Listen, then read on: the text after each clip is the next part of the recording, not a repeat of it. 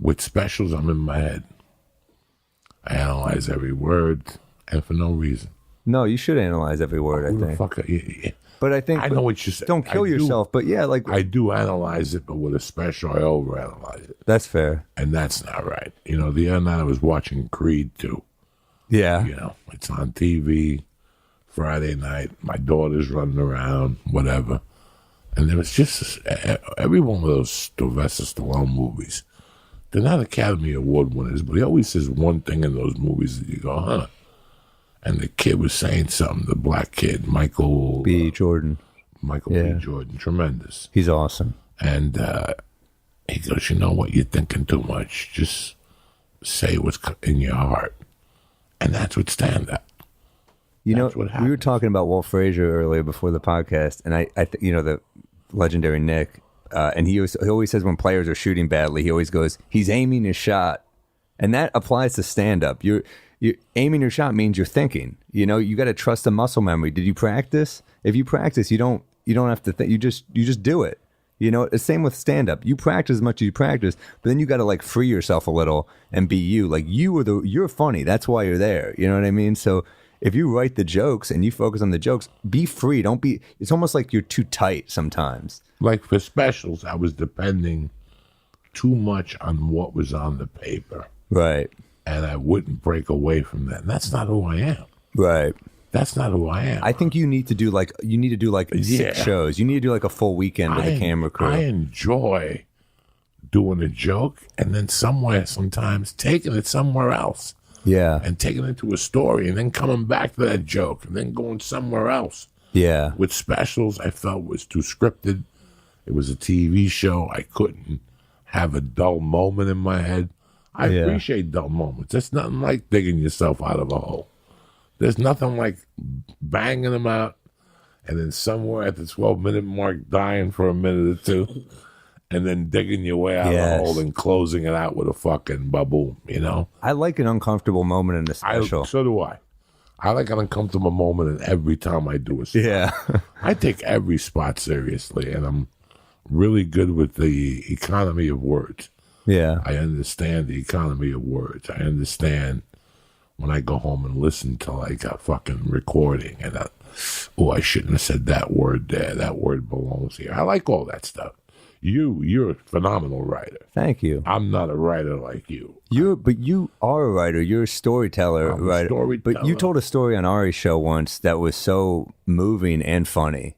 You know, it was about, I'm trying to remember the exact story, but it was about an older woman in your life. Yeah. It was incredible. My mom's friend, yeah. It was incredible. And it was so, I mean, you have the ability to connect that is, it was heavy. I love a story that's funny, but also is like, fuck, that kind of affected me a little. I think that sometimes comedy comes in a heavy dose and you don't see it. I like breaking down comedy in a heavy dose. I want to tug at your strings.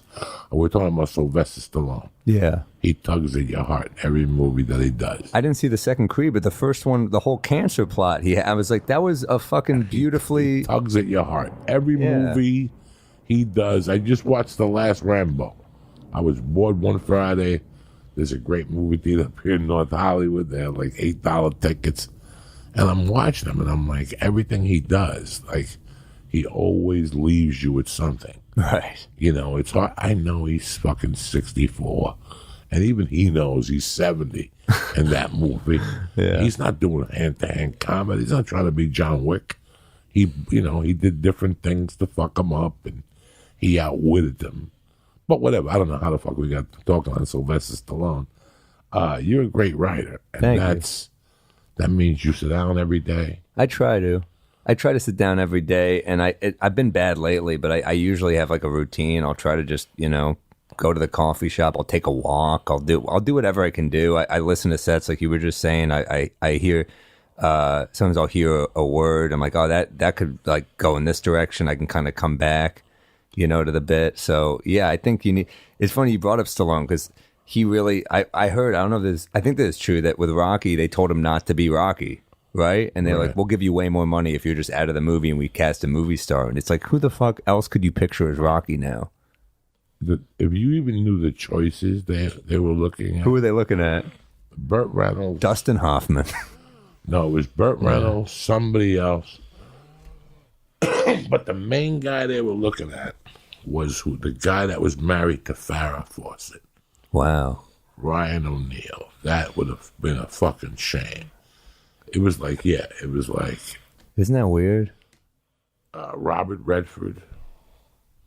But their first choice was far from who. And then what people don't know is when Rocky got shot, like Rocky was one of those movies that they called you and they said, you're in it. But something happened along the way with the money. And then they called back and said, shooting starts next week. And people were like, I already booked the job. Yeah. It's like Apollo Creed, Mickey, and Paulie were booked the Friday before the Monday.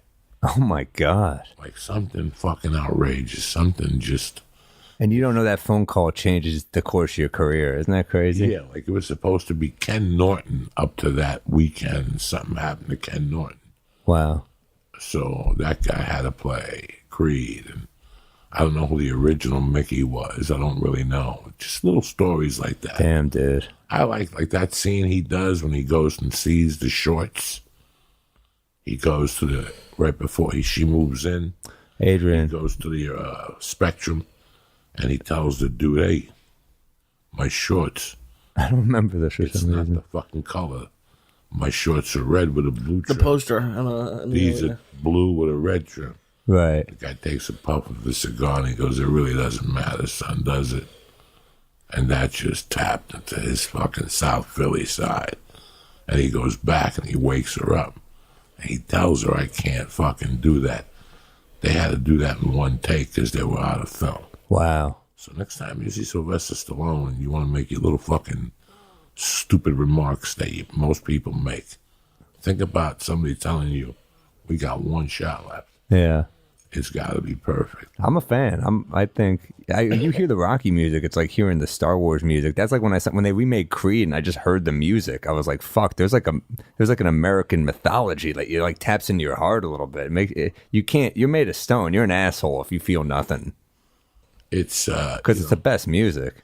It changed America. I remember going to that movie theater. The whole movie theater, that was one of those movies I saw in Union City, New Jersey, at a movie theater called the Cinema.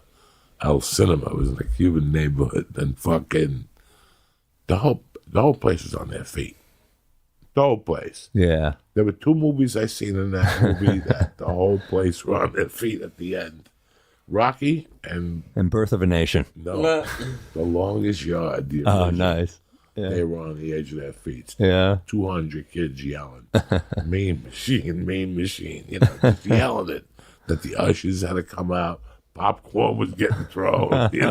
We were going fucking nuts. But that was a different era. I saw Rambo 2 in Washington Heights. Damn. On 107, like 180th on the corner. Nice. There's it's like a big cross street.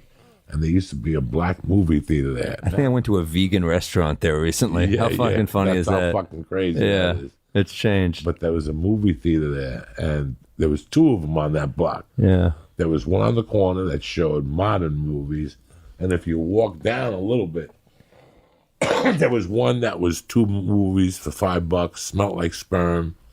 People just went in there in the afternoons to keep warm and jerk off. The floors were sticky. But across the street there was a Carvel. And they would let you go in there with your little Carvel shake and watch the movie. And if you step in it, you're just like, I just fucking hope that's Carvel. It was disgusting. Yeah. You would sit there and your feet would just stick in. And, at night it was like a porn place, but in the daytime it was like, Thief of Hearts and like Officer and a Gentleman for $5. I like an old movie theater, man. There's something cool about about seeing like Casablanca or something like real old in a movie theater. You see a black and white film on a big screen, you're like, fuck, this is how you got to see it. Something about watching at home, you just don't, you connect so much harder in a theater, man.